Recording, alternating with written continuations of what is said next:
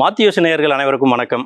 நான் ஆண்டாள் கோபால் கண்ணன். நான் மரச்செக்கு எண்ணெய்கள் தயார் பண்ணி விற்பனை பண்ணிட்டு வரேன். இந்த தொழிலுக்கு நான் எப்படி வந்தேன், என்னுடைய சிறு வயது முதல் நான் எப்படியெல்லாம் பயணித்தேன் அப்படின்றத உங்களோட பகிர்ந்து போகிறேன். 15 ஆண்டு காலம் சிங்கப்பூரில் பணிபுரிஞ்சுட்டு இந்தியாவுக்கு திரும்பி தொழில் தொடங்கணும் அப்படின்னு நான் முடிவெடுக்கும் போது ஏன் எண்ணெய் தொழில் தேர்ந்தெடுத்தேன் அப்படின்றதுக்கான காரணங்களை இன்றைக்கி உங்களோட பகிர்ந்து போகிறேன்.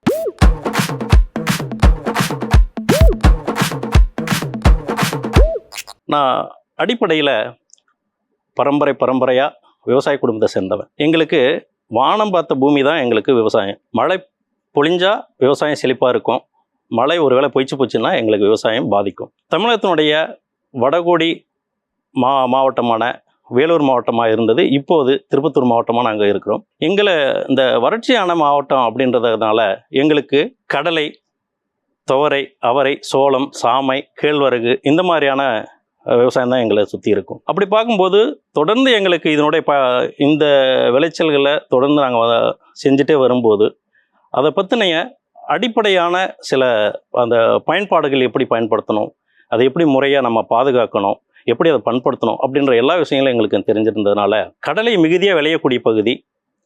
அப்போது அந்த எண்ணெய் தொழிலுக்குள்ளே நாங்கள் வரும்போது அதுக்கான மூலப்பொருளான கடலை எங்களுக்கு ரொம்ப ஈஸியாக கிடைக்கும்.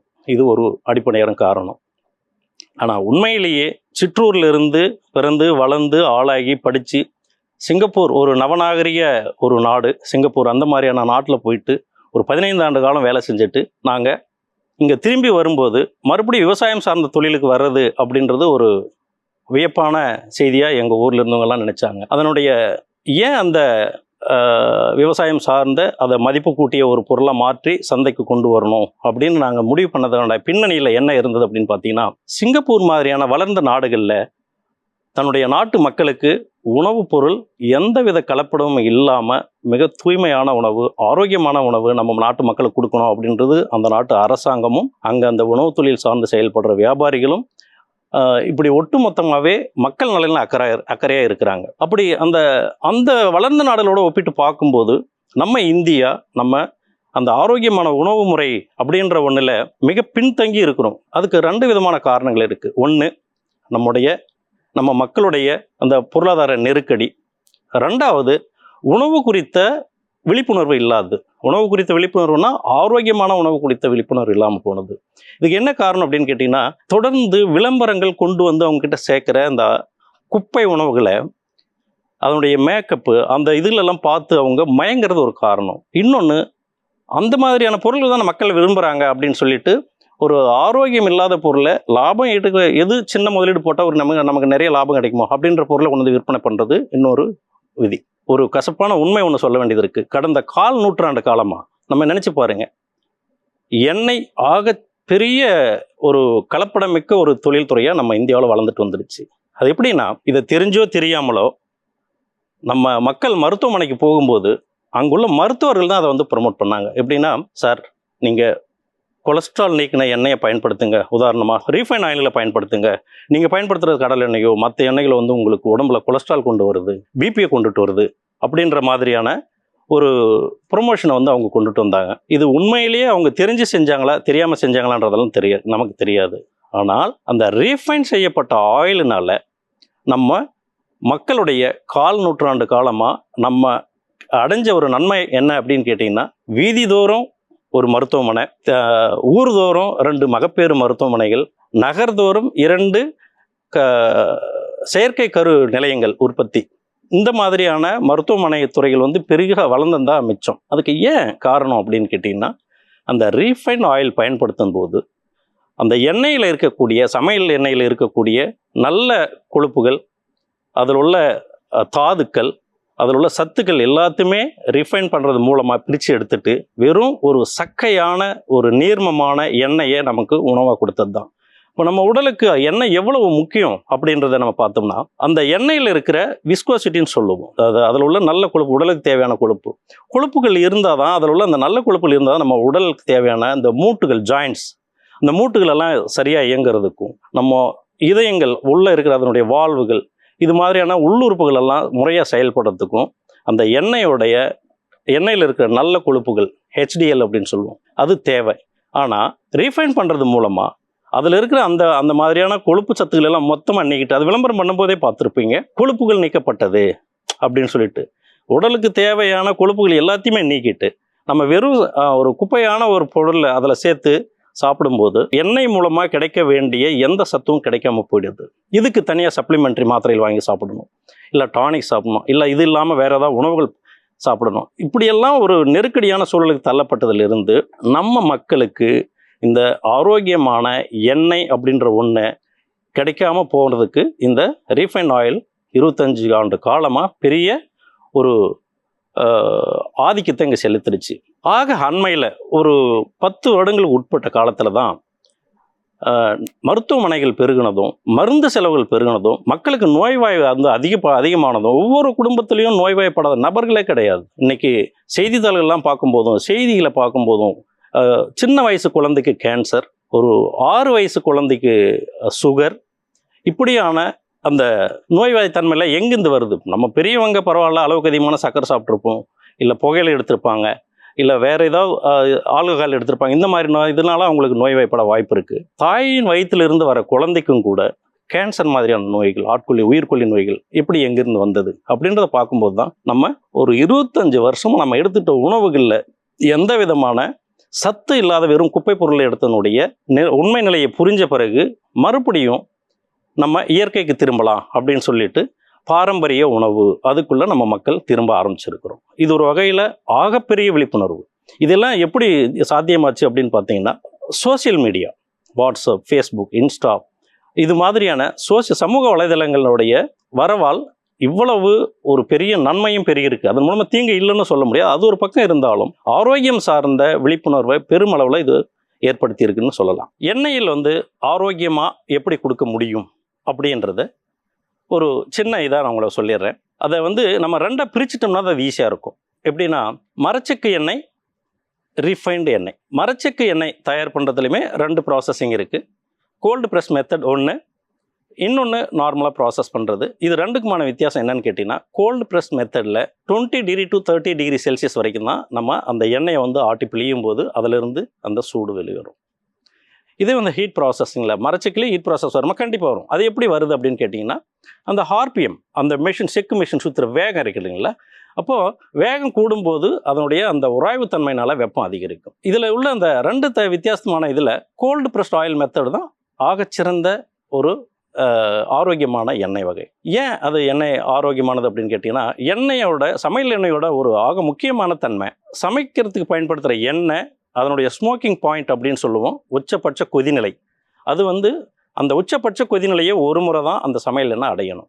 அப்படி பார்க்கும்போது உதாரணமாக கடலை எண்ணெய் எடுத்துக்கிட்டோம் அப்படின்னு கேட்டிங்கன்னா, உங்களுக்கு 170 டிகிரி செல்சியஸ்.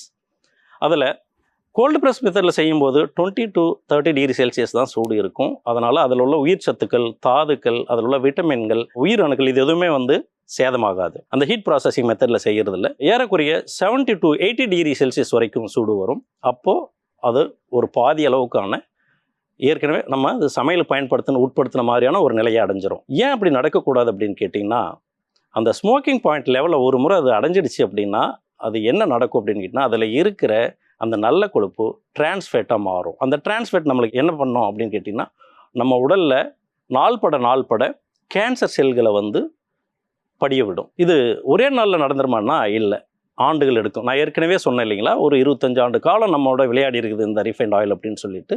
இப்போ அதனுடைய பக்க விளைவுகள் தான் இப்போ நம்ம அனுபவிச்சுட்டு இருக்கிற மற்ற இதெல்லாம் நான் முன்னே சொல்லிட்டேன். அதே மாதிரி தான் அந்த ஸ்மோக்கிங் பாயிண்ட் லெவலில் எட்டாத வகையில் சமைக்கிறதுக்கான சமையல் முறை தான் ஆகச்சிறந்த எண்ணெயை பயன்படுத்தக்கூடிய ஒரு சரியான முறை.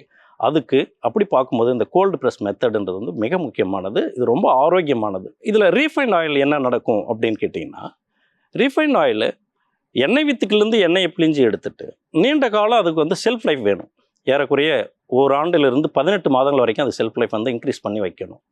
அப்படி வச்சா தான் டன் கணக்கான எண்ணெய்களை வந்து உற்பத்தி பண்ணிவிட்டு அதை குடோனில் ஸ்டோர் பண்ணி வச்சுருந்து ஒவ்வொரு மாவட்ட வாரியாவோ இல்லை மாநில வாரியாவோ அதை டிஸ்ட்ரிபியூட் பண்ணுறதுக்கு தேவைப்படும். ஒரு வருடங்கள்லேருந்து 18 மாதங்கள் வரைக்கும் அதுக்கு தாக்குப்பிடிக்க வைக்கிறதுக்காக அதை அந்த க்ரூட் ஆயிலை வந்து என்ன பண்ணுறாங்கன்னா, உச்சபட்ச நிலைக்கு கொதிக்க விட்டுட்டு அதுக்கு பிறகு அதை வந்து எக்ஸேன் அப்படின்ற ஒரு கெமிக்கல் ப்ராசஸ், அது மூலமாக அந்த ஆயிலை பிரித்து எடுத்து அதிலிருந்து அதை சுத்திகரிக்கணும் அப்படின்றதுக்காக அதை வந்து ப்ளீச்சிங் பண்ணுறதுனால தான் நம்ம ரீஃபைண்ட் ஆயில் வந்து நீங்கள் சமைக்கும்போது எந்த விதமான வாசனையும் வராது. அதுக்கு சுவை கிடையாது, மனம் கிடையாது. அப்படியான ஒரு அந்த நிலையை அதை எட்டிட்டு டின்னுகள் அடிச்சோ இல்லை பவுச்சுகள் அடிச்சோ நம்ம விற்பனைக்கு கொண்டுட்டு வராங்க, பாட்டில்கள் அடித்து. ஆக அந்த ரீஃபைண்ட் ஆயில் ஏற்கனவே ஒரு முறை சமைக்கப்பட்டது. அதை தாண்டியும் அதை இந்த ரசாயன செய்கைகள் மூலமாக அதில் ரசாயனங்கள் கலக்குது. நம்ம சாப்பிட்ற உணவில் ஏற்கனவே சமையல் அதனுடைய உச்சபட்ச ஸ்மோக்கிங் பாயிண்ட் வந்து அடைஞ்சிட்டதுனால அடுத்து அதை வாங்கி நம்ம சமையல் நம்ம பயன்படுத்தும் போது அதில் அந்த இருக்கிற டிரான்ஸ்ஃபேட் கேன்சருக்கான செல்கள் நம்ம உடம்புல வந்து டெபாசிட் ஆகுது. இது நாள்பட அதை எடுக்கிற பெற்றோர்கள் மூலமாக தான் குழந்தைக்கு அந்த கேன்சர் மாதிரியான நோய்கள் வந்து பரப்பப்படுது. மரச்செக்கெண்ணெய்கள் நீங்கள் பயன்படுத்தும் போது இதனால் வரக்கூடிய பக்க விளைவுகள் அப்படின்னு சொல்கிறது பார்த்தீங்கன்னா, அந்த ரீஃபைண்ட் ஆயிலை கம்பேர் பண்ணும்போது அது 100 விழுக்காடு பக்க விளைவு உண்டாக்கக்கூடியது அப்படின்னா இதில் வெறும் 7 விழுக்காடு தான் நமக்கு பக்க விளைவு வரும். பக்க விளைவுகள் இல்லாத ஒரு உணவுப் பொருள் எதுலையும் கிடையாது. இதை நம்ம ஒத்துக்கிறணும். அதனால தானே நம்ம ஒவ்வொன்று சாப்பிடும்போது அதனுடைய உபப்பொருள் ஒன்று சேர்த்துட்டே இருப்போம். உதாரணமாக நான் இப்படி சொல்கிறேனே, கடலை சாப்பிடுவோம். வெறும் கடலையாக நீங்கள் வறுத்தோ இல்லை அவிச்சோ அந்த அப்படியே பச்சை ராவாவோ நீங்கள் அதை சாப்பிடும்போது அதுக்கு ஒரு ரெமெடியாக நமக்கு வெல்லம் சாப்பிட சொல்லுவாங்க. அப்படி இல்லைன்னா சுக்குமல்லி காப்பி வச்சு குடிக்க சொல்லுவாங்க. ஏன் அப்படின்னா அதில் ஒரு நம்ம உடலுக்கு தேவையில்லாத ஒரு பொருள் இருக்குது. அது நீக்கிறதுக்காக தான் அந்த சுக்குமல்லி காப்பியோ அந்த வெல்லமோ சேர்த்து எடுக்க வைக்கிறோம். அந்த ரீஃபைண்ட் ஆயிலும் இதையும் நீங்கள் கம்பேர் பண்ணும்போது அது 100 விழுக்காடு கெடுதல் விளைவிக்கக்கூடியதுன்னா இது வெறும் 7 விழுக்காடு தான் நம்ம உடலுக்கு தீங்கு கொடுக்கும். கம்பேரிட்டிவ்லி நம்ம 93% நம்ம உடம்பு ஆரோக்கியமாக எக்ஸஸாக இருக்கும்போது அது நம்ம உடலுக்கு பெரிய தீங்குகளை கொடுக்காது. அந்த 7 விழுக்காட்டையும் கூட நம்மளால் வந்து சீர் செய்ய முடியுமா அப்படின்ற கோணத்தில் யோசித்து தான் எங்களுடைய ஆண்டாள் மரச்செக்கு எண்ணெய் நிறுவனம் மூலமாக தமிழகத்திலேயே ஏன் இந்திய அளவிலேயே கமர்ஷியலாக பித்தம் நீக்கிய கடலை எண்ணெய் அப்படின்ற ஒரு கான்செப்டில் இதை நாங்கள் சந்தைக்கு கொண்டுட்டு வந்திருக்கோம். நாங்கள் இந்த தொழிலுக்குள்ளே நுழைஞ்சி 7 வருஷம் ஆகுது. 2018 ஆண்டு நாங்கள் எங்களுடைய நிறுவனத்தை தொடங்கினோம். அது என்ன அந்த பித்தம் நீக்கிய கடலை எண்ணெய் அப்படி பார்த்தீங்கன்னா, நான் ஏற்கனவே சொன்ன மாதிரி ஒவ்வொரு உணவுப் பொருளையும் சில நம்ம உடலுக்கு தீங்கு விளையக்கூடிய ஒரு குறைவான அளவில் உள்ள பொருள்கள் இருக்குது. அது வந்து கடலையில் பித்தம் அப்படின்ற ஒரு அது வந்து நம்ம உடலுக்கு அதிகப்படும் போது பித்தப்பையில் கற்களை உண்டாக்கி அது நம்ம உடம்புக்கு கெடுதலை உண்டு பண்ணும். அது மட்டும் இல்லாமல் அது ரொம்ப நார்மலாக ஒரு ஒரு ஒரு கொஞ்சம் அளவு வித்தியாசம் உடல் அந்த இம்பேலன்ஸ் சொல்லுவோம் இல்லைங்களா, அந்த மாதிரி நடக்கும்போது என்ன நடக்கும்னு கேட்டிங்கன்னா, பித்தம் கொஞ்சம் கொஞ்சமாக நம்ம உடலில் கூடுதல் நம்ம இப்படியெல்லாம் கண்டுபிடிக்க முடியும். தலைச்சுற்றல் வரும், செரிமான கோளாறு வரும், அதன் மூலமாக நமக்கு இந்த நெஞ்செரிச்சல் வரும். இப்போது எண்ணெயை பயன்படுத்தி பூரி சுடுறீங்க, ஒருவேளை நீங்கள் 2 பூரி சாப்பிட்டாலே ஒரு மாதிரி நெஞ்செல்லாம் இது பண்ண திகட்டுற மாதிரி இருக்குது அப்படின்ற ஒரு தோட்டங்கள் நமக்கு உண்டாகும் இல்லையா, நம்ம உடல் நமக்கு வந்து ரியாக்ட் பண்ணும். ஆனால் அது கொடுக்குற அந்த சுவைக்காகவோ இதுக்காகவோ நம்ம இன்னொன்று சேர்த்து சாப்பிடுவோம். அப்போ சாப்பிடும்போது என்ன நடக்கும் அப்படின்னா, அதாவது நான் சொல்கிறது இப்போ மரச்செக்கு எண்ணெய்க்கு வந்துட்டேன். அந்த மரச்செக்கு எண்ணெய் நம்ம ஆரோக்கியமான மரச்செக்கு எண்ணெய் வாங்கணும். ஆனாலும் இந்த மாதிரி இப்பெல்லாம் ஆகுதே அப்படின்னா அதில் என்ன காரணம்னு பார்த்தீங்கன்னா அதில் இருக்கிற பித்தத்தன்மை. அப்போ அந்த பித்தத்தன்மை அதை சாப்பிட்டுட்டு நம்ம சுக்குமல்லி காப்பி தனியாக குடிச்சிக்கலாமா சார்? செய்யலாம். ஆனால் நம்ம எல்லாத்துக்குமே வந்து நேரத்தை ஸ்பெண்ட் பண்ண வேண்டியது இருக்குது. அது இல்லாமல் இது எல்லார் வீட்லேயும் செய்யறதுக்கு குறிப்பாக நேரம் இல்லை, சோம்பேறித்தனம் மிக முக்கியமான எதிரியாக நமக்கு இருக்குது. அப்படின்னும் போது அந்த எண்ணெயை உற்பத்தி பண்ணும்போதே அந்த பித்தத்தை நீக்கிறதுக்கு என்ன வழி அப்படின்றத கணக்கில் எடுத்து அது முழுமையாக்கி ஒரு முழுமையான உணவுப் பொருளாக ஒரு எண்ணெயை நம்ம கொடுக்கணும் அப்படின்றதுக்காக தான் பித்தம் நீக்கிய கடலை எண்ணெயை நாங்கள் கொடுக்குறோம். அந்த பித்தம் நீக்கிறதுக்கு நாங்கள் பயன்படுத்துகிற ஃபார்முலா ஒன்று இருக்குது. பித்தம் நீக்கிய கடலை எண்ணெய் அப்படின்றது கடலையில் இயல்புலேயே பித்தத்தன்மை உண்டு. அப்போ அதை நீக்கணும் அப்படின்னா அதுக்கு வந்து ஒரு ஃபார்முலா. ஏன்னா எல்லா பொருள்களில் இருக்கிற நச்சுக்களை நீக்கிறதுக்கு நச்சு முறிவுன்னு ஒரு பொருள் நம்மக்கிட்ட உண்டு. அந்த வகையில் இந்த கடலையில் உள்ள பித்தத்தை நீக்கிறதுக்கு தனியா, அதை கொத்தமல்லி விதைகள் சொல்லுவோம் இல்லைங்களா, அதை வந்து குறிப்பிட்ட விகிதத்தில் அதோட சேர்த்து அந்த சேர்மானத்து மூலம் அப்படியே செக்கில் போட்டு கடலையோடு போட்டு நாங்கள் அதை அரைச்சி எண்ணெயாக பிழிஞ்சு அது வந்து ஒரு குறிப்பிட்ட நாள் அதை பாத்திரத்தில் வச்சுருந்து அந்த செடிமெண்ட் என்ன சொல்லுவோம் கசடு அதெல்லாம் நீங்கின பிறகு பேக் பண்ணி நான் உங்களுக்கு கொடுக்குறோம். இந்த ப்ராசஸிங்க்கு எங்களுக்கு குறைஞ்சபட்சம் 1 வாரத்துலேருந்து 10 நாள் எடுக்கும். செக்காட்டுறது நார்மலாக நடக்கக்கூடிய ஒன்று தான். ஆனால் இந்த இது வந்து அது செடிமெண்ட் எல்லாம் முடிஞ்சு அதாவது அந்த கசடெல்லாம் நீங்கின பிறகு சந்தைக்கு நாங்கள் பேக் பண்ணி அனுப்பின்னு இருக்கிறோம். அதை தாண்டியும் சில நேரங்களில் அவசர ஆர்டர்கள் இருக்கும்போது, ஏன்னா மரச்செக்கு எண்ணெய்கள் நாங்கள் உற்பத்தி பண்ணுறதுன்றது லிமிட்டட் இது தான் ஒரு நாளைக்கு பண்ண முடியும்.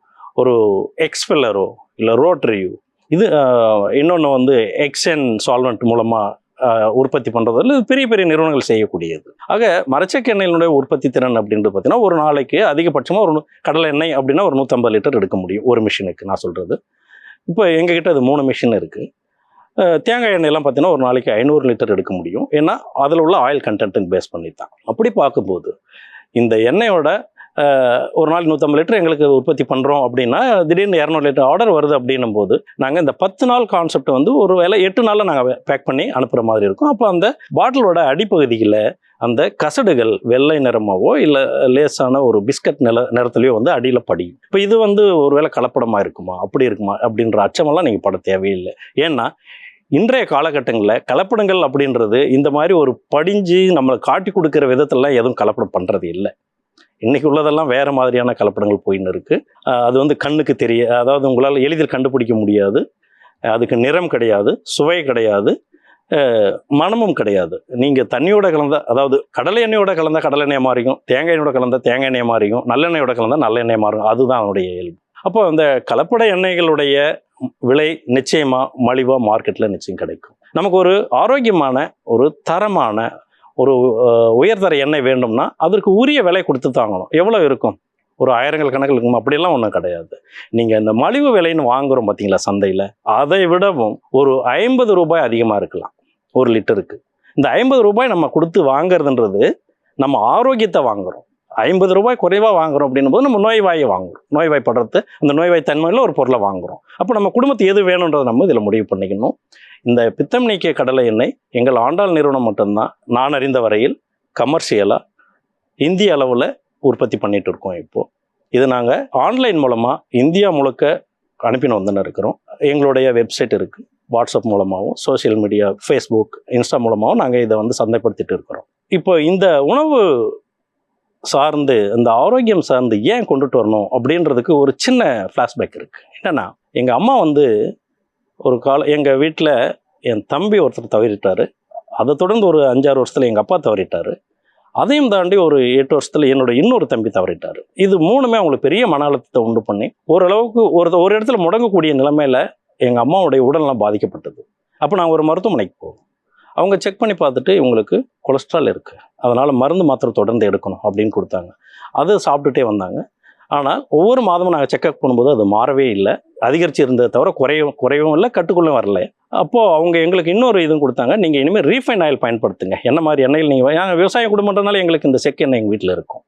இப்போ அதை நிறுத்திட்டு ரீஃபைன் எண்ணெய் நீங்கள் பயன்படுத்துங்க அப்படின்னு சொன்னாங்க. அம்மாவுக்கு மட்டும் நாங்கள் ரீஃபைன் எண்ணெய் பயன்படுத்த முடியாதுன்றதுனால ஒட்டுமொத்த குடும்பத்துக்கே தேவை இல்லைங்களா? அப்படின்னும் போது அதை டின்னாக வாங்குறது தான் நாங்கள் வாங்கி தான் பயன்படுத்திட்டு இருந்தோம். அப்படியும் பார்த்தீங்கன்னா 2 வருஷம் ஆயும் கூட எங்கள் அம்மாவுக்கு அந்த கொலஸ்ட்ராலும் அந்த இதெல்லாம் வந்து அவங்களுக்கு குறையவே இல்லை, கட்டுக்குள்ளும் இல்லை, அதிகரிச்சுட்டு தான் இருந்தது.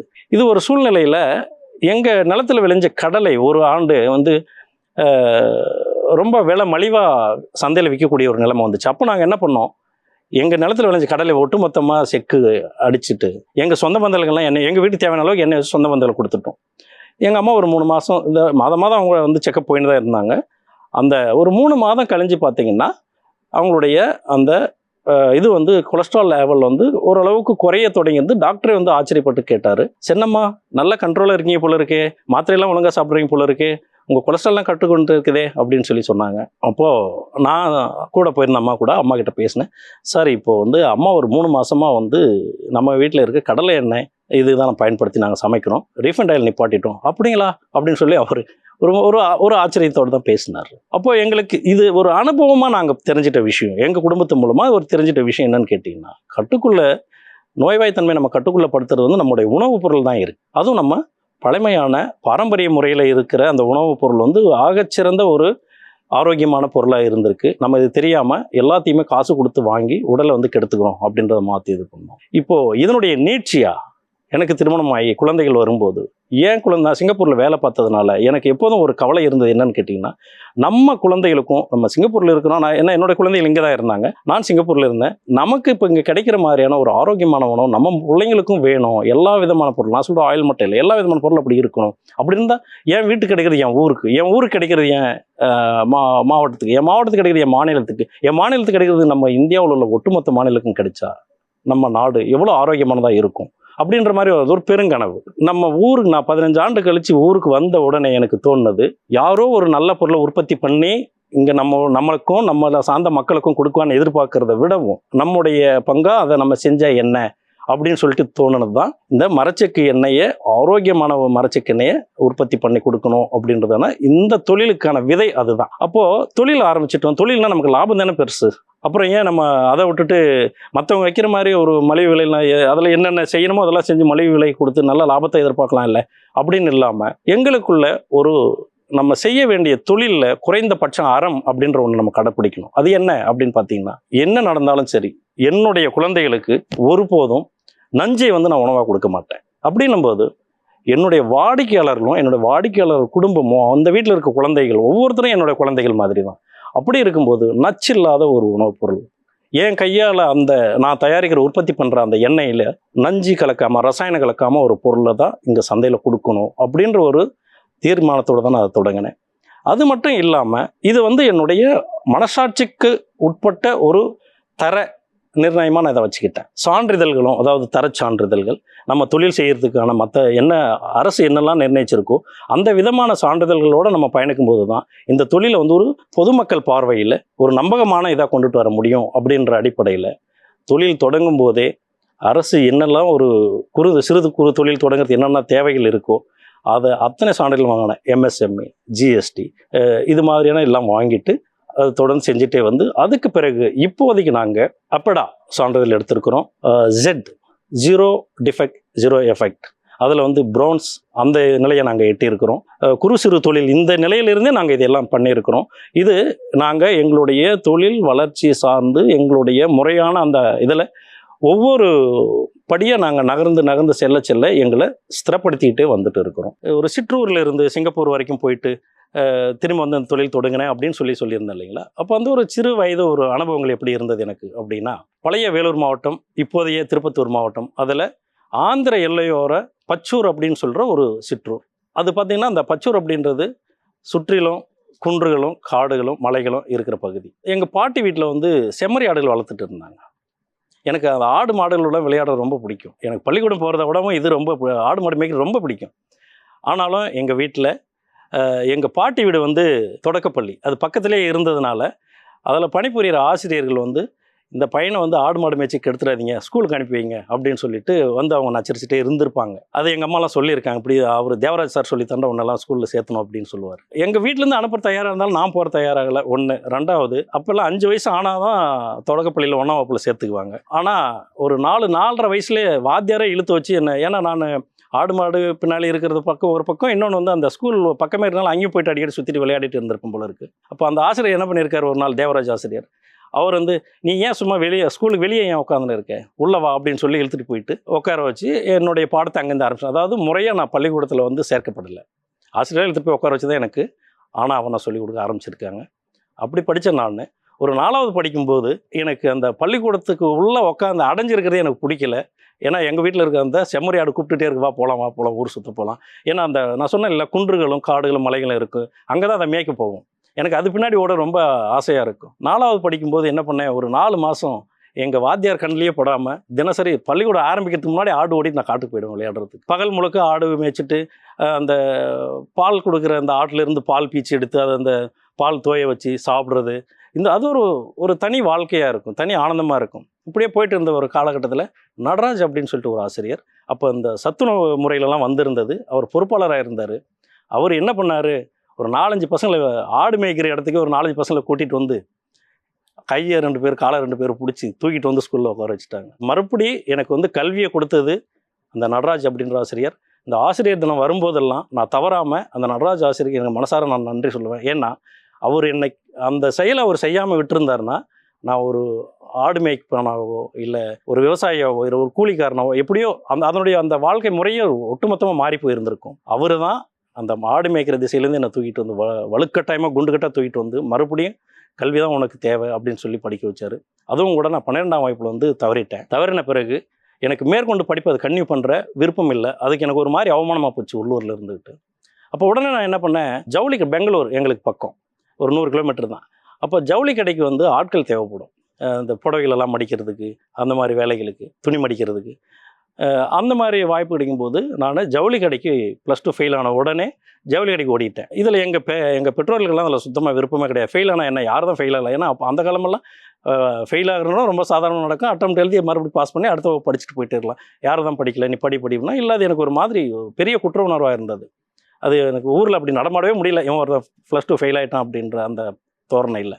அதனால் ஜவுளி கடைக்கு போயிட்டு நான் அங்கே வேலை பார்த்துட்டு இருந்தேன். அந்த ஜவுளி கடையில் எனக்கு கிடைச்ச முதல் சம்பளம் என்னன்னு கேட்டிங்கன்னா 3 வேளை சோறு, 4 மாதம் பயிற்சி.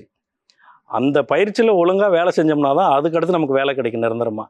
ஆக வெறும் சோத்துக்கு 4 மாதம் வேலை பார்த்துருக்குறாங்க. அதன் பிறகு அந்த 4 மாதம் கழித்து 3 வேளை சோறு, வருஷத்துக்கு 1600 சம்பளம்.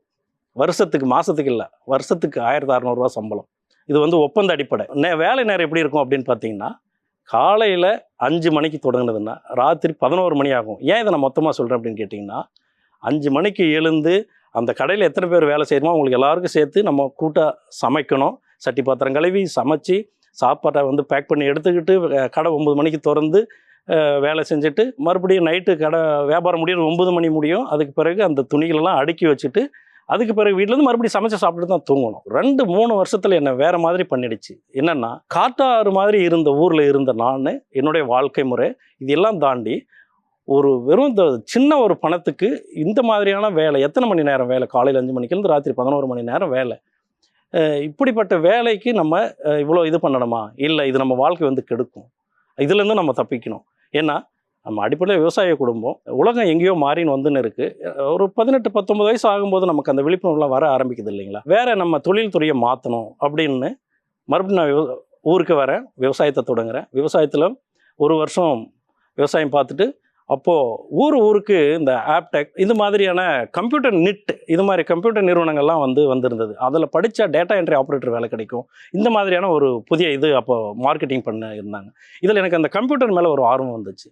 அப்போ நம்ம எதை படிக்கலாம் அப்படின்னு சொல்லிட்டு போய் படித்து 1 வருஷம் எனக்கு அதுக்கான பயிற்சி கிடைச்சிது. அதை முடிச்சுட்டு நான் திருப்பூரில் வேலைக்கு போயிட்டேன். திருப்பூரில் வேலைக்கு போய் அங்கே நிட்டிங் கம்பெனியில் வேலை பார்த்தேன். நிட்டிங் கம்பெனியில் வேலை பார்க்கும்போது அங்கே ஒரு சின்ன கம்பெனியில் முதல்ல வேலை பார்த்துட்டு அதுக்கு பிறகு இன்னொரு 2 கம்பெனி மாறினா 3வது கம்பெனியில் வந்து எனக்கு மார்க்கெட்டிங் வேலையும் அந்த நிட்டிங் யூனிட்டில் வந்து மேனேஜ் பண்ணுற ஒரு வேலையும் கிடைச்சிது. அப்போது அது எனக்கு ஒரு மாதிரி நல்ல ஒரு பிடிமானமாக இருந்தது. என்னன்னு கேட்டிங்கன்னா, இங்கே எத்தனை பேர் வேலை செய்கிறாங்க, தொழில் இப்படி நடக்குது, இதில் வந்து நம்ம இதெல்லாம் கற்றுக்க முடியுது அப்படின்ற இது வந்தது. ஆனாலும் அங்கேயும் சம்பள குறைவு தான். திருப்பூரில் சம்பாதிக்கிற போனால் சாப்பிட்றதுக்கும் அந்த அந்த அந்த இதை கழிக்கிறது நமக்கு நல்லாயிருக்கும், அவ்வளோதான். இதை தாண்டி என் கூட பிறந்தவங்க 2 தங்கச்சி, ஒரு தம்பி இருக்கார், அப்பா அம்மா இருக்காங்க. இவங்களுக்கு வந்து நம்ம என்ன செய்ய போகிறோம், ஒரு கூரை வீட்டில் தான் நம்ம இருக்கிறோம். வாழ்க்கை முறை மாறணும். நம்மளோட வேலையில் நல்லா சம்பாதிச்சாதான் நம்ம தங்கச்சிகளை கல்யாணம் பண்ண முடியும், தம்பியை படிக்க வைக்க முடியும், நம்ம கல்யாணம் பண்ணிட்டு நல்லா வாழ முடியும். அப்படின்ற வரும்போது இந்த பொருளாதாரம் எனக்கு வந்து இடையூறாகவே இருந்துச்சு. 2000 சிங்கப்பூர் போகிறதுக்கான ஒரு வாய்ப்பு. என்னுடைய கல்வி தகுதிக்கு கன்ஸ்ட்ரக்ஷன் டிபார்ட்மெண்ட், கட்டட கட்டுமான துறையில் தான் வேலை கிடைக்கும். அதுக்காக சென்னையில் ஒரு பயிற்சி மையம் இருந்தது. அதில் போயிட்டு சேர்ந்து ஒரு 1.5 மாதத்தில் பயிற்சி எடுத்துக்கிட்டு அங்கே வச்சு தேர்வில் நான் பாஸ் பண்ணிவிட்டு சிங்கப்பூர் போனேன். சிங்கப்பூர் போனதும் இந்த வேலையில் மொத்தமாக அங்கே மாற்றமாக இருந்தது. ஏன்னா இங்கெல்லாம் வேலைக்கு போனோம்னா நம்ம விளையாடியெல்லாம் தீர்த்து இல்லை, நம்ம ஒரு மேம்போக்கான இதில் இருந்துட்டு தான் மிச்ச நேரம் தான் வேலை செய்வோம். சிங்கப்பூரில் அப்படி இல்லை. ஒரு கட்டுக்கோப்பான வேலைக்கு போயிட்டோம்னா அதுலேருந்து அந்த நேரம் வரைக்கும் வேலை, ரெஸ்ட்டு, வேலை, அதுக்கப்புறம் ஓய்வு, சம்பளம், ஒரு நீட்டான இது இருக்கும். ஒரு எப்படி சொல்கிறது, ஒரு சிஸ்டமேட்டிக்காக இருக்கும். அது இங்கே அது கிடையாது. அப்போது அந்த சிஸ்டமேட்டிக் இதுலையுமே நானும் அங்கே போயிட்டு ஒரு 16 மணி நேரம் 18 மணி நேரம் வேலை பார்த்தேன். அடிப்படையே 8 மணி நேரத்துக்கு சம்பளம், அதுக்கு மேலே வேலை பார்க்குறது வந்து ஓவர் டைம் காசு கொடுத்துருவாங்க. அப்போ நாங்கள் விரும்பி தான் அந்த ஓவர் டைம் எல்லாம் அங்கே செய்வோம். என்ன காரணம்னா அதிகமான பணம் கிடைக்கும். நம்ம இங்கே வந்திருக்கிற ஒவ்வொரு நாளும் நம்ம பணமாக தான் பார்க்கணும். அப்போது எவ்வளோ நேரம் உழைக்க முடியுதோ உழைச்சிட்டு பணம் சேர்த்து நம்ம ஊருக்கு போயிடணும். ஊருக்கு போயிட்டு ஒரு 4 வருஷம் வரைக்கும் சிங்கப்பூரில் வேலை பார்த்துட்டு 4 வருஷம் கழிச்சு தொழில் தொடங்கணும் அப்படின்ற ஒரு எண்ணம், தீர்க்கமான எண்ணம் இருந்தது. ஏன்னா எனக்கு அந்த சிஸ்டமேட்டிக் பிடிச்சிருந்தது. அந்த 4 வருஷம் கழிச்சு சந்தர்ப்ப சூழ்நிலையினால் என்னால் இங்கே வர முடியாமல் போயிட்டுது. ஏன்னா மேலும் மேலும் பண தேவை இருந்துகிட்டே இருந்தது. அம்மா உடல்நல பாதிப்பு, அப்பாவின் மரணம், அதுக்கடுத்து தம்பியின் மரணம், இப்படின்றது என்னை வந்து வெகுவாக பாதிச்சிருந்ததுனால பண தேவையில் இருந்ததுனால நான் அங்கேயே இன்னும் கொஞ்சம் காலம் தள்ளி போட வேண்டியிருந்தது என்னுடைய கனவுகள். சிங்கப்பூரில் தான் நான் நூலகம் போயிட்டு நிறைய நூல்கள் படிக்கக்கூடிய வாய்ப்பு வந்து நான் தேர்ந்தெடுத்தேன். நேற்றைய நிகழ்ச்சியில் வந்து நான் சொல்லியிருந்தேன், நான் சிங்கப்பூர் நூலகத்தில் போய் படித்த ஒரு புத்தகம் என்னுடைய வாழ்க்கையை புரட்டி போட்டது. அதுதான் என்னை ஒரு தொழில் முனைவராக மாற்றினதுக்கான ஒரு அடித்தளம் அமைச்சதுன்னு சொல்லியிருந்தேன். அந்த புத்தகம் வந்து அந்த புத்தகத்தினுடைய தலைப்பு இனியெல்லாம் ஜெயமே. அந்த புத்தகத்தினுடைய எனக்கு என்ன அந்த ஒரு ஸ்ட்ரிக்கர்னு சொல்லுவோம் இல்லைங்களா, அப்படி என்னை தூண்டி விட்ட அந்த ஒரு சொல் என்ன அப்படின்னு கேட்டிங்கன்னா, அந்த சாருடைய கல்வி தகுதியுமே 10வது ஒரு ஃபெயில். அப்போது அதில் அது ஒரு வார்த்தை எனக்கு போதுமானதாக இருந்தது. மற்றது அவருடைய அவர் எப்படி அவர் வளர்ந்து எடுத்தார் அப்படின்றது அதில் சொல்லியிருப்பார். இந்த ஒரு வார்த்தை தான் என்னை வந்து ஒரு மாதிரி ட்ரிக் பண்ணி, ஒரு தொழிலை தொடங்கணும்னா அதுக்கு வந்து நிறைய படிச்சுக்கணுன்ற அவசியமெல்லாம் கிடையாது, கல்வி அறிவுக்கும் இதுக்கும் சம்மந்தம் இல்லை, மொத்தத்தில் தொழில்ன்றது ஒரு தனி. அப்போது இதுக்கு வந்து நம்முடைய உழைப்பு, அறிவுத்திறன் இதெல்லாம் இருந்தாவே நம்ம தொழில் தொடங்கிற முடியும் அப்படின்ற இதை கொடுத்துருந்தது. அதன் பிறகு நான் தேடி இந்த மாதிரியான நூல்களாக நிறைய புத்தகங்கள் படிக்க ஆரம்பித்தேன். அதனுடைய வரிசையில் இன்னொன்று எண்ணெய் செதுக்கிய எண்ணங்கள், எம்எஸ் உதயமூர்த்தி அவருடைய நூல், அதுவுமே அவருடைய சுய வரலாறு எழுதியிருக்கும்.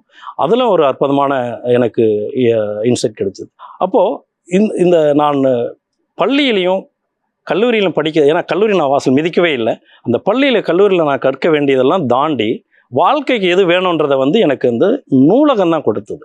நீ இங்கே தான்டா நீ வாழ்க்கையை எடுக்க முடியும் அப்படின்றது வந்து நூலகங்கள்லாம் அதுதான் நமக்கு வாழ்க்கையை கொடுக்குற இடம் தான் நூலகம். அப்போ அந்த படித்ததுலேருந்து அதன் பிறகு எனக்கு சிங்கப்பூரில் இலக்கிய கூட்டங்களுக்கு செல்கிற வாய்ப்புகள் கிடைச்சிது. அந்த வகையில் தமிழ் மொழி பண்பாட்டு கழக தலைவர் திரு ஹரிகிருஷ்ணன் அப்படின்னு சொல்லிட்டு ஒரு நண்பர், அவரை சந்தித்து பேசும்போது ஒரு வார்த்தை சொன்னார், நம்ம தமிழர்கள் பொருளாதார ரீதியாக உயர்ந்து நிற்கும் போது தான் நம்ம வளம் பெற்றவர்களாகவும் வேலைக்காரர்களாக இருக்கிறது நமக்கு பெருமை இல்லை அப்படின்னு சொல்லி ஒரு வார்த்தை சொன்னார் என்கிட்ட. இது வந்து என்கிட்ட பர்சனலாக சொன்னது. அவர் சொன்னது எனக்கு பொட்டில் அடித்த மாதிரி உரைச்சதுனால தான் அவர் பேரை இந்த மேடையில் வந்து கூட என்னால் சொல்ல முடியுது.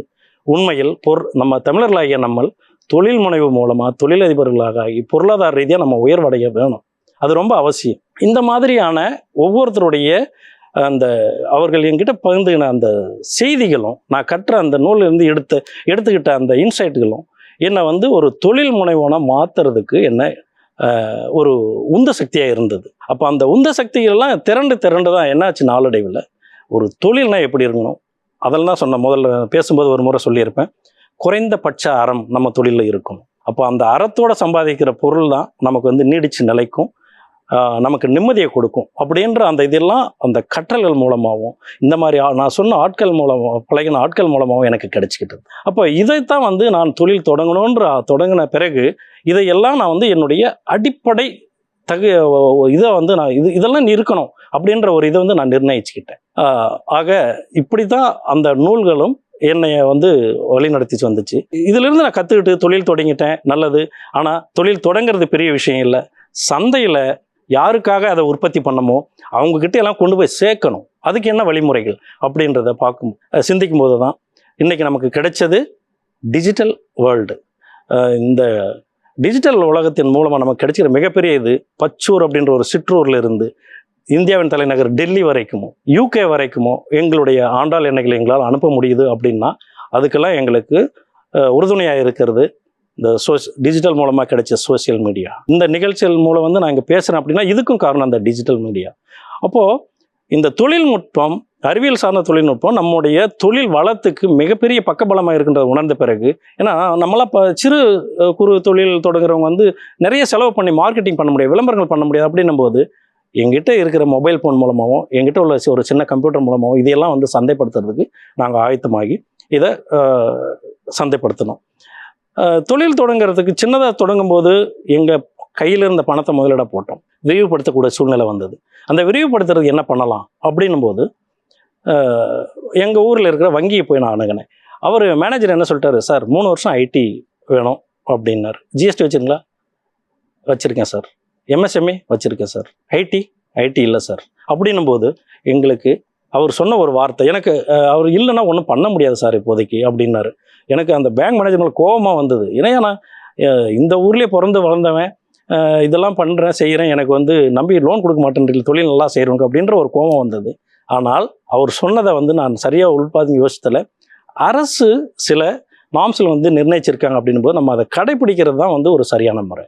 அப்படின்னும் போது அந்த 3 ஆண்டுகள் நான் ஐடி ஃபைல் பண்ணிவிட்டு 3 ஆண்டு கழித்து நான் மாவட்ட தொழில் மையத்தை டிக் அப்படின்னு சொல்லுவோம், அந்த மாவட்ட தொழில் மையத்தை அணுகி என்னுடைய இதை ப்ராஜெக்ட் தொழில் விரிவாக்கம் பார்த்தின ப்ராஜெக்ட் நான் சொல்லி எனக்கு லோன் தேவைப்படுது அப்படின்னு கேட்கும்போது அவங்க அந்த ப்ராஜெக்ட் ரிப்போர்ட்டெல்லாம் தயார் பண்ணி கொண்டு போய் கொடுத்த பிறகு உங்களுக்கான வங்கி எதுன்னு கேட்குறீங்களோ நாங்கள் அதில் உங்களை சப்போர்ட் பண்ணுறோம் அப்படின்னும் போது அவங்க அதெல்லாம் பண்ணாங்க. அதில் பிஎம்எஃப்எம்இ அப்படின்ற ஸ்கீம் மூலமாக நாங்கள் லோன் எடுத்து அதுக்கு தேவையான இயந்திரங்கள் எல்லாம் வாங்கி விரிவுபடுத்தி இப்போது நல்ல நிலையில் நாங்கள் கொண்டு வந்திருக்கோம். மாதத்துக்கு 2000 லிட்டர் வரைக்கும் நாங்கள் அதை சந்தைப்படுத்திட்டு இருக்கிறோம். நான் முன்னே சொன்னேன் இல்லைங்களா, தமிழர்கள் வந்து பொருளாதார ரீதியாக வந்து நம்ம உயர்ந்தால்தான் நம்ம வளர்ந்ததா அர்த்தம். சும்மா வெறும் வேலைக்காரர்களாக இருக்கிறதுல எந்த பெருமையும் கிடையாது.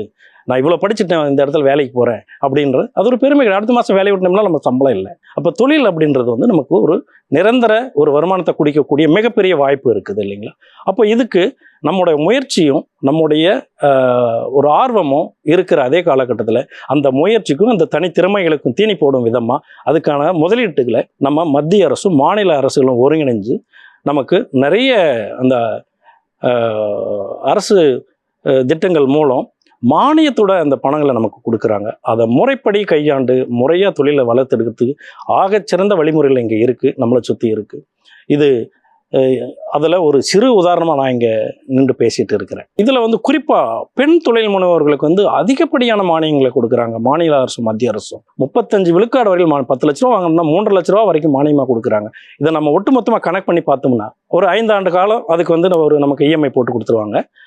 அந்த 10 லட்ச ரூபா நம்ம வாங்கியிருக்கோம் அப்படின்னா அதில் கிடைக்கிற அந்த மானிய தொகை அது கட்டுற நம்ம வட்டி சரியாக இருக்கும். அப்படி அதை கணக்கு பண்ணி பார்த்தா வட்டி இல்லாமல் ஒரு 10 லட்ச ரூபா முதலீடு நமக்கு அரசு நமக்கு நம்பிக்கையின் பேரில் தொழில் நம்பிக்கை பேரில் கொடுக்குறாங்க. அதை நம்ம முறையாக பயன்படுத்தி வளர்ச்சி பாதையில் கொண்டு போகிறது நம்முடைய திறமையும் கடமையும். ஏன் அப்படின்னு கடமைன்னு சொல்கிறேன்னா, நம்ம தொடங்கின இந்த தொழில் நம்மோட ஓஞ்சிடக்கூடாது, அடுத்த தலைமுறைக்கும் அது ஒரு அஸ்திவாரமாக இருக்கணும். இந்த அடுத்த கட்ட வளர்ச்சின்றது நம்ம எங்கே இருந்து கணக்கு பண்ண வேண்டியது இருக்குது அப்படின்னு பார்த்தோம்னா, நம்ம செய்கிற இந்த தொழிலினுடைய மார்க்கெட் சைஸ் என்ன, இன்னும் 10 ஆண்டுகளில் இந்த சந்தை எப்படி இருக்கும், என்ன விதமான வாய்ப்புகள் எல்லாம் இருக்குது, அந்த இடத்த நம்ம எப்படி அடைய முடியும், அதுக்கு நம்ம என்னெல்லாம் செய்யணும், இது நம்ம மட்டும் தனியாக செஞ்சிட முடியுமா, இதையெல்லாம் வந்து நம்ம ஒரு கணக்கிட்டு பார்க்கறது ஒன்று. இதில் போட்டியாளர்கள் இருக்காங்களா, அவங்களாம் நமக்கு பாதிப்பு இருக்குமா, இதையெல்லாம் நம்ம ஒரு அசஸ் பண்ண வேண்டியது இருக்குது. அப்படி பார்க்கும்போது கடந்த ஆண்டு 2024 அந்த ஆண்டின் கணக்குப்படி இந்தியாவுடைய சமையல் எண்ணெயோட மார்க்கெட் சைஸ் என்ன அப்படின்னு பார்த்தோம்னா 25 லட்சம் டன் எண்ணெய் நமக்கு ஒவ்வொரு ஆண்டும் உணவுப் பொருளாக தேவை இருக்குது. இது 2033, அதாவது ஒரு 10 ஆண்டு, 2024 அடுத்த 10 ஆண்டுகள் கழித்து இதனுடைய தேவை எப்படி இருக்கும், எவ்வளோ இருக்கும் அப்படின்னு பார்த்தா 28 லட்சம் டன் எண்ணெய் தேவை இருக்கும். இன்றைக்கி தேவைப்படுற அந்த 25 லட்சம் டன் எண்ணெயை நம்ம இந்தியா நம்ம மக்களுக்கு தேவையான அளவுக்கு உற்பத்தி பண்ணதா அப்படின்னு கேள்வி கேட்டோம்னா இல்லை. 40% மட்டும்தான் உள்நாட்டு உற்பத்தியாக இருக்குது. அப்போ மீதி 60% அதை இம்போர்ட் பண்ணி தான் நம்ம சாப்பிட்டுன்னு இருக்கிறோம்.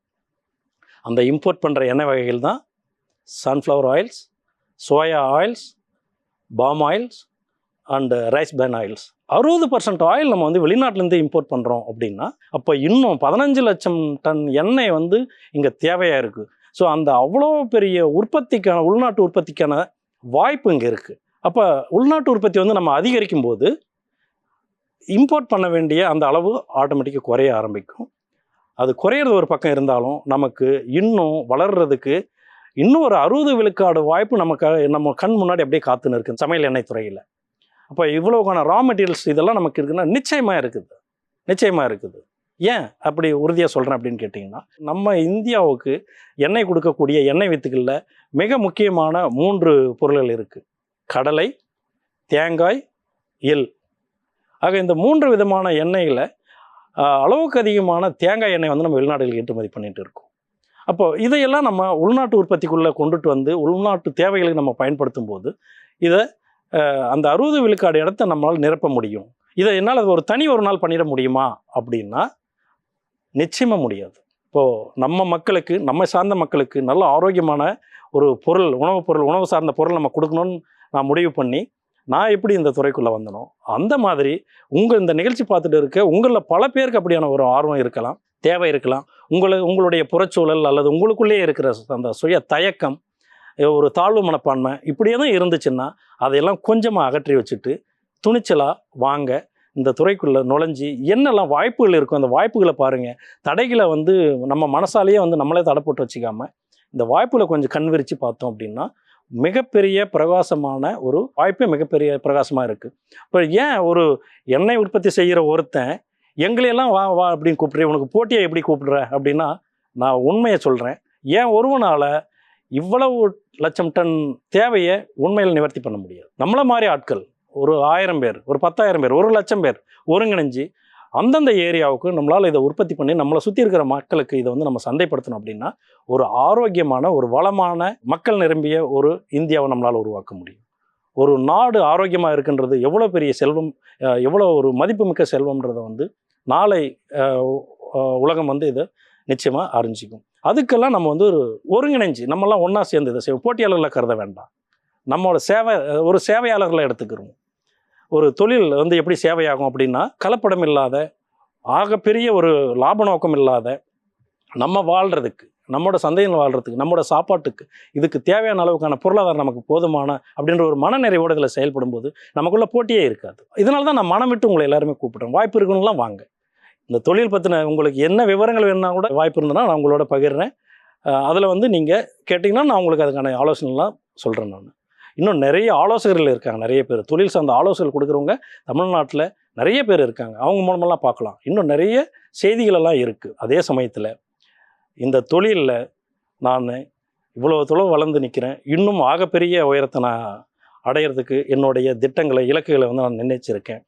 அந்த இலக்குகள் எப்படி அப்படின்னா, குறைந்தபட்சம் தமிழ்நாட்டு அளவில் 60 விழுக்காடு வீடுகளில் எங்களுடைய தயாரிப்பிலான ஆண்டாள் எண்ணெய், மரச்செக்கெண்ணெய்கள் வந்து சமையலில் இருக்கணும் அப்படின்ற எங்களுடைய ஆகப்பெரிய கனவு நிச்சயம் ஒரு நாள் நிறைவேறும். அதுக்கான அடிப்படை கட்டமைப்புகளை நாங்கள் சிறுக உருவாக்கிட்டே இருக்கிறோம். அது ஒரு பக்கம். இதனுடைய இந்த வளர்ச்சியை நோக்கி நாங்கள் பயணிக்கிறதுக்கான திட்டமிடல்களை எங்களுக்கு ஆலோசகர்களை, என்னுடைய பின்னணியில் நான் மட்டும் தனியாக இல்லாமல் ஆலோசகர்களாகவும் எங்களுடைய குழு, இது தவிர என்னுடைய குடும்பம், என்னுடைய மனைவி, என்னுடைய மக்கள், அவங்களுடைய நேரத்தெல்லாம் ஒதுக்கும் கூட என்ன செயல்பட விடுறது, அந்த அவங்களுடைய அர்ப்பணிப்பு, இதுக்கு எல்லாத்துக்கும் சேர்த்து ஆகப்பெரிய நான் நன்றியை இந்த மேடையில் நான் தெரிவிச்சோன்னு விரும்புகிறேன். இதையெல்லாம் தாண்டி என்னுடைய இலக்கை நான் நிச்சயம் அடைஞ்சு தீரணும் அப்படின்னா அதுக்கெல்லாம் காரணமாக அமைய போகிறது வாடிக்கையாளர்கள் நீங்கள் தான். நீங்கள் கொடுக்குற வரவேற்புனால தான் என்னுடைய அடுத்த கட்ட ஒவ்வொரு முயற்சியிலும் வந்து எவ்வளோ வேகமாக வளர முடியும், இல்லை எவ்வளோ பேருக்கு நான் எங்களுடைய அந்த இலக்கு 60 விழுக்காடு வீடுகள் அப்படின்ற அந்த இலக்கு அடையிறதுக்கு நீங்கள் தான் துணை புரியணும்.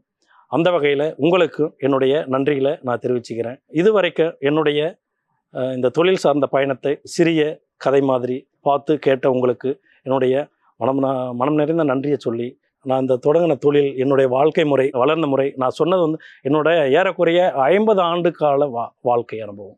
இதை ஒரு அரை மணி நேரத்தில் எவ்வளோ சுருக்கி கொடுக்க முடியுமோ அவ்வளோ சுருக்கியிருக்கேன். அதனால் நான் சொல்ல வந்த செய்திகள் 1-2 கொஞ்சம் தொடர்பு இல்லாமல் கூட உங்களுக்கு வந்து சென்றடைஞ்சிருக்கலாம். எல்லாத்தையும் சொல்லணும்னா 50 ஆண்டு கால வாழ்க்கை அரை மணி நேரத்தில் சொல்கிறது சாத்தியப்படாத ஒன்று. ஆனாலும் என்னை இங்கே வெளிச்சம் போட்டு காட்டிய மாற்றி யோசி நிகழ்ச்சி, ஜெயா டிவி, உங்கள் அனைவருக்கும் என்னுடைய நன்றியை தெரிவிச்சுக்கிறேன். இந்த நிகழ்ச்சியை நான் நிறைவு செஞ்சுக்கிறேன். நன்றி, வணக்கம்.